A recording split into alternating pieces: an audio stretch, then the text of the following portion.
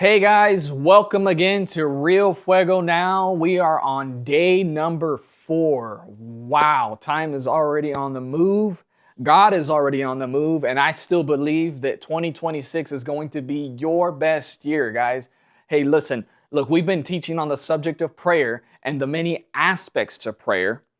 And so I kind of want to recap from video number 3, on day number 3, I'm sorry, video number 3, day number 3. We were talking about how to pray effectively. So I'm on this aspect of how to pray effectively. We're now on video number 4 or day number 4, as you may know it. And so to recap on the first 2 points of video number 3, guys, of how to pray effectively, I went over get the blockages out first. So this is how to pray effectively. First, number 1 point, get the blockages out first. Point number 2, deal with the elephant in the room. This is what I'm calling it. So deal with the elephant in the room. Get rid of that dirty sin. Look, guys, if you're struggling with any kind of sin, you must get rid of it when you come into prayer. Because let me tell you something. If there's any blockage or any distraction or any hindrance to you, guys, I'm telling you right now, you will not be effective when you're praying. And so point number 3, which I'm going to start off today on, point number 3, praise and thanksgiving. Guys, in order to pray effectively, you have to know that praise and thanksgiving is actually the highest form of prayer. And you're thinking, well, when I'm praising and thanking God, when I'm jumping up and down, or when I'm praising Him and thanking Him in my car on the way to work, guys, yes, you are praying. That is a form of prayer, and it's actually the highest form of praying. Not only that, but thanksgiving and praise puts things into perspective. And so it's very important to put things into perspective, especially when you're praying and especially when you are wanting to pray effectively. It's very important to know your position and know who you are in Christ and know that you don't have to put up with any sin or any distractions, and you begin to praise and thank God, regardless of what you may be going through, regardless of any circumstance. But when you praise and you worship and thank and give Him thanksgiving, the Bible says in the book of Psalms, chapter 100 and verse 4, it says that God inhabits the praises of His people.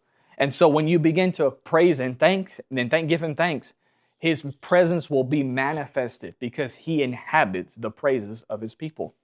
And so if you will go with me to the book of 2 Chronicles, chapter 5. Let's go to 2 Chronicles, chapter 5, beginning with verse 11. I'm reading from the New Living Translation. And it says, "And it came to pass when the priests were come out of the holy place, for all the priests that were present were sanctified and did not then wait by course. Also the Levites, which were the singers, all of them of Asaph and of Heman and of Juthan, with their sons and their brethren, being arrayed in white linen, having cymbals and psalteries and harps, stood at the east end of the altar, and with them 120 priests, sounding with trumpets." Wow, there's that number, 120. Sounds like the same number that was in the book of Acts when the 120 people were waiting in the upper room before the power of the Holy Spirit came upon them. So there was 120 priests sounding with trumpets, and they were all in unison, guys. It came even to pass as the trumpeters and singers were as one, to make one sound to be heard in praising and thanking the Lord. There it is right there. Praising and thanking the Lord. And when they lifted up their voice with the trumpets and cymbals and instruments of music and praised the Lord, saying, "For He is good, for His mercy endureth forever," that then the house was filled with a cloud, even the house of the Lord, so that the priests could not stand to minister by reason of the cloud, for the glory of the Lord had filled the house of God. Now, that was actually King James Version. I'm sorry that I said New Living. But anyways, that was King James Version. But anyways, you get the gist of it. Guys, this is in the Old Testament, okay? This is in 2 Chronicles. And they were praising and giving thanksgiving to God until His presence filled the entire temple. Guys, they couldn't even stand it. They couldn't even begin to minister even after that. And so if you want to have the presence of God manifested in prayer time, then begin to praise Him, because the Bible says that the Lord, like I said in Psalms 100 and verse 4, that the Lord inhabits the praises of His people. Look, guys, praise and thanksgiving will always attract the presence of God. When you praise him, you'll feel the anointing come upon you, and then you begin to pray. That's your sign to pray. That's when you begin to pray. You want to pray in the presence of God, because praise and thanksgiving brings victory. You know, if you think about the people that walked around the walls of Jericho, they praised and thanked and gave the Lord thanks the whole time until those walls fell down, until those walls were broken. And so like I said, no matter what you're going through, when you begin to praise and worship God, just like Paul and Silas, when they were locked up in prison, they were in prison, in the deepest dungeon of that prison. But guys, they praised and thanked the Lord in prison until the presence of God began to permeate throughout the entire prison. And even those walls were broken down, and even the prison guards came to Christ, all because Paul and Silas gave praise and thanksgiving to God. Remember, guys, it's the highest form of prayer. And so if you want to pray effectively, you have to praise and give God thanksgiving. Now, point number 4, how to pray effectively. Now, this one is very important. I want to spend a little bit more time on this one. Pray the word of God. This is very vital in order to pray effectively. My pastor actually last Sunday taught on this.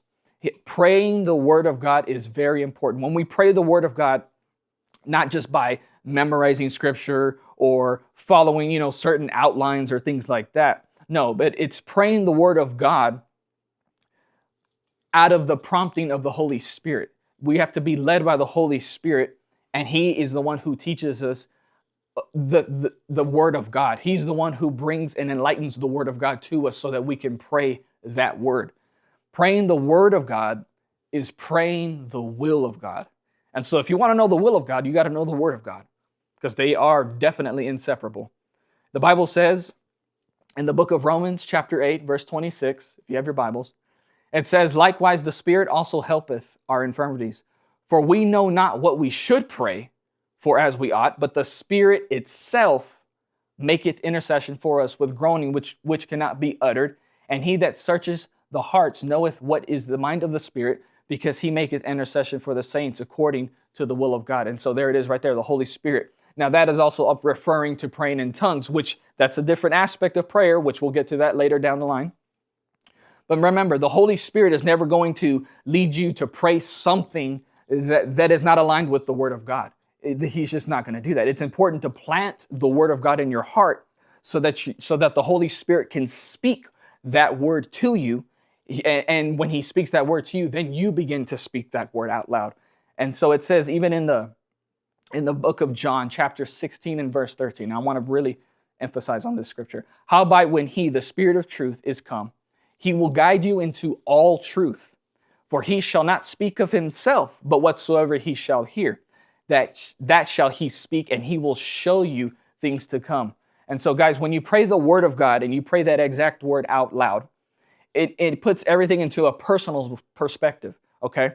So you got to give the Holy Spirit something to work with, okay? You have to give him the word of God, and when you plant that word of God in you, it becomes like a tree. You become like a tree planted by the riverbank, bearing fruit in every season, like it says in Psalms chapter 1 and verse 3. And I know all of you that are watching right now, you want to be like that tree planted by the riverbank, bearing fruit in each season. Guys, let me tell you something. Prayer is very important in the walk of a believer. It's how we communicate to God. And, things move. Things begin to move on your behalf. But you have to know your position. You have to know who you are in Christ. You have to always be aware and always know what's in your heart. And if maybe you don't know everything that's in your heart because maybe you've forgotten something, or maybe this and that. But you know what? The Holy Spirit will always draw things out, especially when you come into his presence. And so it's important to come into the presence of God when you are going to pray. And so to effectively pray, you must get in the presence of God by praise and thanksgiving, and also praying the word of God. Now, we've been getting prayer requests throughout these videos, and I'm so glad that, guys, you are watching, and we have so many prayer requests actually coming in. We have this one.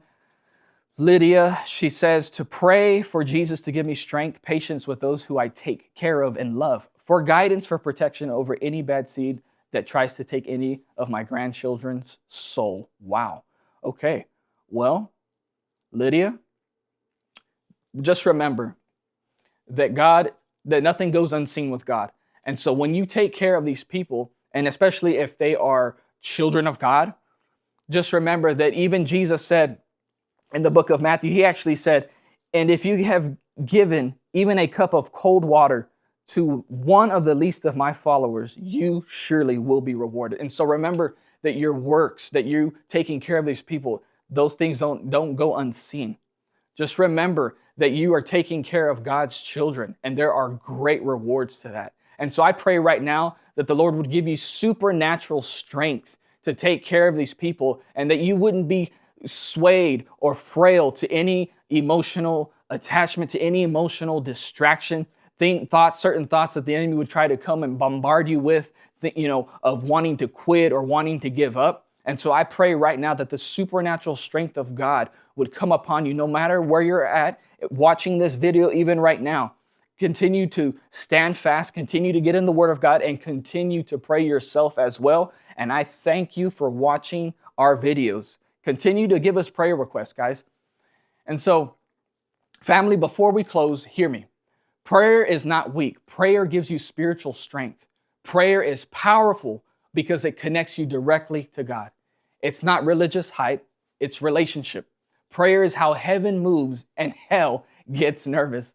What we've been talking about today isn't optional for the believer. It's essential. If you want power, clear vision, breakthrough, and intimacy with God, prayer is the key. Don't just hear this and scroll on. Apply it. Shut the door. Open your Bible. Lift up your voice. Even if all you can say is, Jesus, help!